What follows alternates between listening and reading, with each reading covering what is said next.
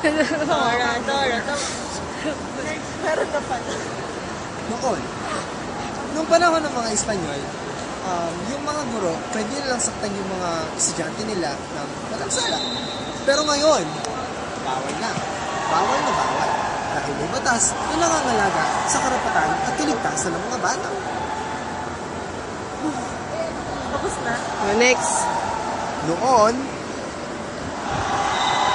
Sige, tuloy. noon, ang mga guro gumagamit lamang ng blackboard o pisara Doon muna kayo. at palagi silang may hawak na yanto. Pero ngayon, nakabago na. Mas pinasosyal. Meron nang gumagamit ng laptop, tablets, cellphone, at kung iba pa, at kung ano-ano pa para mas mapadali ang pagtuturo.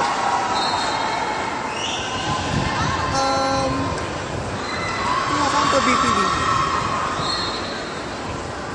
Ano ba ang gusto ko? Yung noon o yung ngayon? Makasagot sa ngayon. Sa tingin ko, ngayon na lang, para mas madali, di ba? Lahat ng bagay pinadadali.